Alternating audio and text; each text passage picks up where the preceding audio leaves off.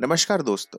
स्वागत है आपका हमारे चैनल पुस्तक प्रवाह पर, जहां हम लाते हैं ऐसी कहानियां जो आपको प्रेरित करती है, सिखाती है और आपकी सोच को एक नई दिशा देती है।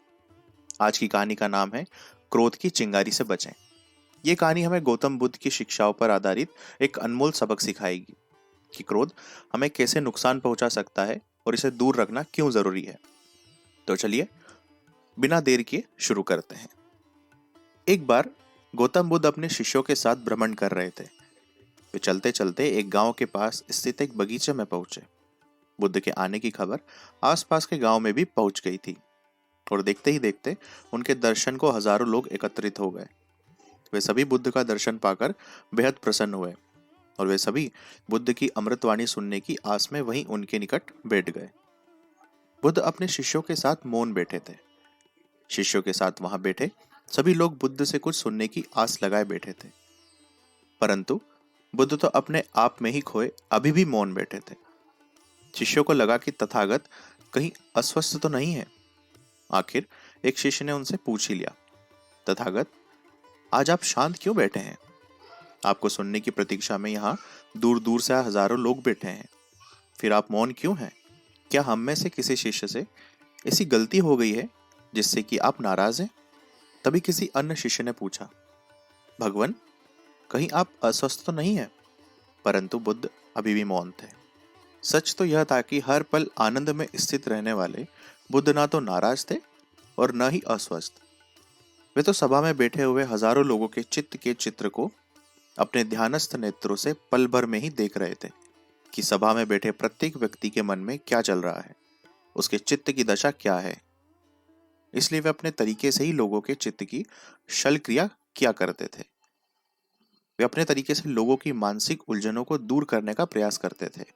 वे लोगों की समस्याओं का बड़े ही व्यवहारिक रूप से समाधान देने का प्रयास करते थे। उस समय वे मौन में ही सभा में बैठे किसी व्यक्ति के मन में उठ रही क्रोध की अदृश्य चिंगारी को देख रहे थे। वे अभी भी शांत ही बैठे थे कि तभी सभा में कुछ दूरी पर खड़ा एक व्यक्ति जोर से चिल्लाया, आज मुझे सभा में बैठने की अनुमति क्यों नहीं दी गई? मुझे प्रवेश की अनुमति क्यों नहीं मिली? इसी बीच एक शिष्य ने उसका पक्ष लेते हुए कहा कि उस व्यक्ति को सभा में आने की अनुमति प्रदान की जाए। बुद्ध मौन से बाहर आए और बोले, नहीं, उसे सभा में आने की आज्ञा नहीं दी जा सकती। यह सुन शिष्यों के साथ वहां बैठे सभी लोगों को बड़ा आश्चर्य हुआ। करुणा और प्रेम की प्रतिमूर्ति महात्मा बुद्ध के द्वारा किसी को अनुमति न दिया जाना वास्तव में सबके लिए आश्चर्यजनक था। बुद्ध की दृष्टि में तो मानव मानव में कोई भेद नहीं था। बुद्ध की यह प्रतिक्रिया निश्चित ही सबको विस्मय और आश्चर्य में डालने वाली थी। बुद्ध अपने शिष्यों के साथ वहां बैठे सभी लोगों के मनोभाव को बखूबी समझ रहे थे। इसीलिए बुद्ध ने कहा, इस व्यक्ति के अंदर अदृश्य रूप से क्रोध की ज्वाला तो पहले से ही दधक रही थी, जो अब बाहर प्रकट हो रही है। जैसे अग्नि अपने संपर्क में आने वाली हर चीज को भस्मीभूत कर देती है, वैसे ही क्रोध भी एक प्रकार से अग्नि के समान है, जो क्रोधी व्यक्ति के भीतर से निकलकर आसपास के लोगों में भी क्रोध की चिंगारी सुलगा देती है।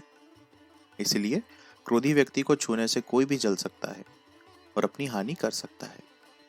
बुद्ध आगे बोले, क्रोध पल भर में ही व्यक्ति की सारी अच्छाई को नष्ट कर सकता है और इससे कुछ भी अनिष्ट करवा सकता है।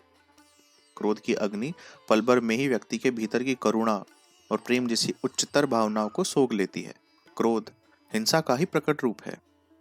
जिस व्यक्ति में क्रोध की अग्नि जल रही है, वह व्यक्ति अहिंसक हो ही नहीं सकता। भला जो स्वयं को अपने क्रोध की चिंगारी से पल पल जला रहा हो, वह दूसरों के साथ अहिंसक कैसे हो सकता है? इसीलिए ऐसे व्यक्ति को सभा से, समूह से, समाज से दूर ही रहना चाहिए। सभा में बैठने की अनुमति न देने के कारण क्रोध में जल रहे उस व्यक्ति को अब अपनी गलती का एहसास हो चुका था। वह दौड़ता हुआ आया व बुद्ध के चरणों में माथा टेककर बिलखने लगा। प्रेम और करुणा की प्रतिमूर्ति बुद्ध ने उसके सिर पर प्रेम से हाथ फेरा और बोले, वत्स, क्रोध दहकते हुए उस कोयले के समान है जिसे व्यक्ति दूसरों को जलाने के लिए अपने पास रखे रखता है, अपने मन में रखे रखता है, और उससे हर पल वह स्वयं ही जलता रहता है। इसलिए क्रोध से बाहर निकलो।